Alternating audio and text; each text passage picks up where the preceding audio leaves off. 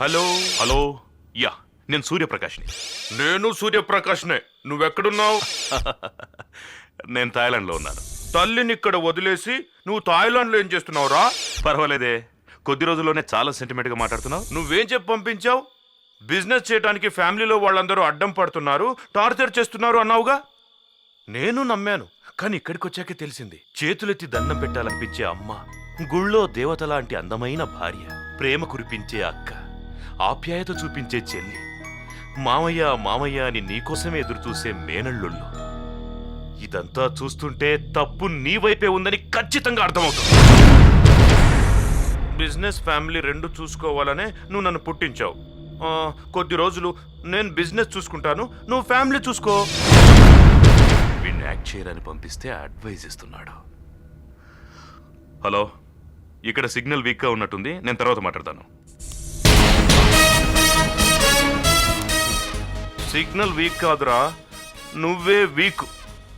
ఇకపై నా పనేంటంటే వ్యాపారం వ్యాపారం అని దేశాలు పట్టుకు తిరిగే నిన్ను నీ కుటుంబం వాళ్లతో కలపడమేరా.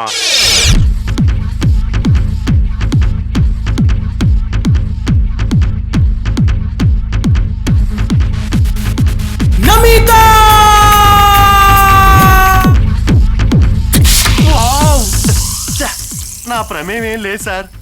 ఆ ఫిగర్ ని చూడగానే దానంతట అదే బయటకు వచ్చేసింది.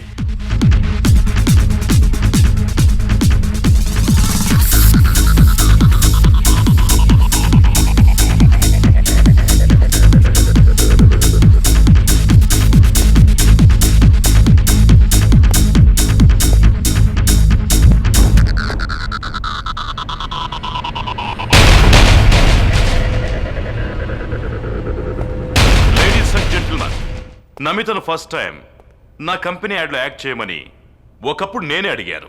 ఈ కిరీటాన్ని తనకు కాకుండా వేరే అమ్మాయికి పెట్టినందుకు తను తప్పుగా ఫీల్ అవ్వకూడదు. అందంగా ఉన్నానన్న పొగరు ఆడదానికొస్తే ఆ క్షణమే అందమైన జీవితం అంధకారంలోకి వెళ్ళిపోతుంది. రూపురేఖలోనూ వేసుకునే బట్టలోనూ కనిపించే అందం కన్నా ఆడదానికి మనసులో ఉన్న అందమే గొప్పది.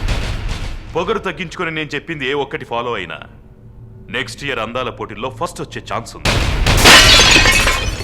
నాకందం లేదని చెప్పిన పొగరుబోతుని బెల్లం చుట్టూ తిరిగే ఈగలా నా అందం చుట్టూ తిప్పుకోలేదో నేను నమితనే కాదు.